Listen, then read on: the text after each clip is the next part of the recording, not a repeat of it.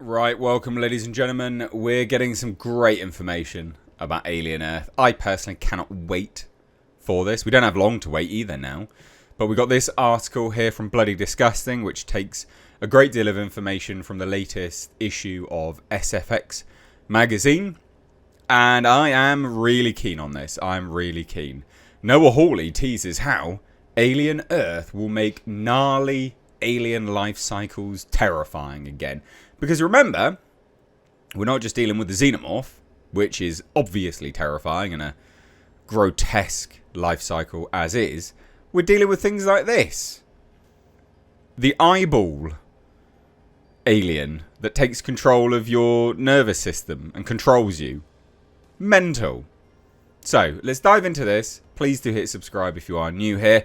There's about 50% of you that are not subscribed, but you keep coming back. And I've got to ask, it'd be great to have you here more often. Hit subscribe if you would be so kind. Anyway, let's dive into this right now. So, also just let me know, are you excited for this? Are you looking forward to this? Let me know. Let me know down below. So it says this, right? It's like a zoo, but the animals got out.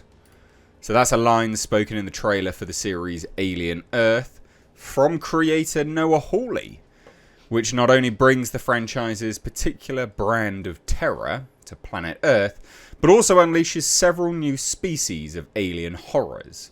Another line from the trailer, quote, "This ship collected 5 different life forms from the darkest corners of the universe. Monsters." So we know that one of those monsters is, of course, the xenomorph, but what about the others? And Hawley teases them in the latest issue of SFX magazine. I cannot bloody wait for this. I'm really excited. Now, we did actually learn from, I think it was it Variety or Vanity Fair? Can't remember. I did a video on it, a long video. We learned that actually it wasn't Wayland that sent this ship up. It was Yutani. It was Ms. Yutani. And she had sent the ship up to gather these creatures, and the I think it's the granddaughter or great-granddaughter, I think it's actually just the granddaughter, of the Yutani that sent the ship up, now wants these creatures back, because she sees it as her inheritance, which is interesting, it's fascinating, because the company in this series is Prodigy Corp. It's not Wayland Yutani, although they do feature, obviously. But it is Prodigy Corp, and Ms. Yutani's involved because she's trying to get her property back, basically. So another interesting side note there. It was a fascinating article with all that information from. So it says this, of particular note, Hawley discusses the way in which the new species have allowed him to make the franchise's monsters surprising and terrifying again. After all, we're quite familiar with the way the xenomorph life cycle plays out by now, which is comical because, of course, it differs in pretty much every single iteration. It's like, you know, from face hug to chest burst, that's like, I don't know, could be 24 hours, could be an hour, who knows. From chest burster to fully grown alien, could be an hour, could be 2 hours, could be 24, who knows. So although we do know the life cycle, the variation on the life cycle has differed drastically. But it says this, but these brand new monsters are completely foreign to even the most hardcore fans of the Alien franchise universe, which is true. So it says this, quote, "These are 5 unique species that have been collected on this Maginot ship, which I saw as like the HMS Beagle. Charles Darwin going around collecting his specimens from around the universe. The reason that I did that is because I think I have a skill at reinventing these classic films for television.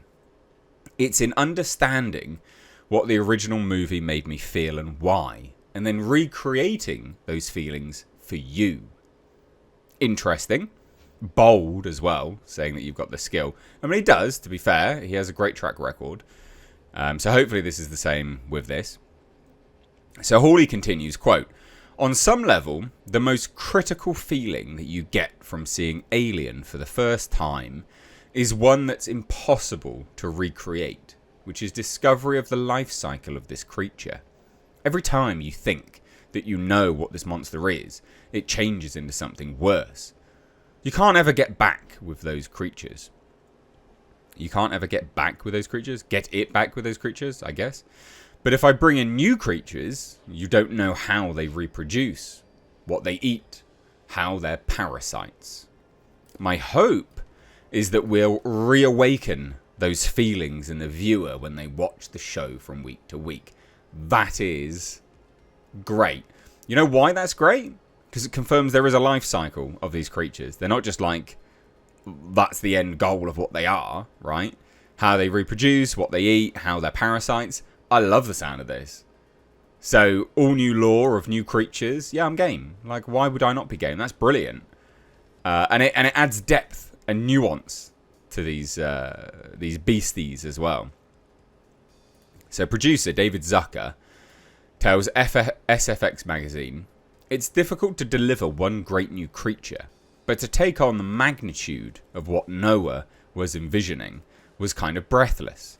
It got a big whoa out of Ridley at the beginning. The ambition and the originality of what Noah had conceived and his designs on what he endeavoured to accomplish was significant. I don't know if anyone cares what Ridley Scott thinks, but I guess nice that, you know, Ridley went whoa. I guess. I don't know.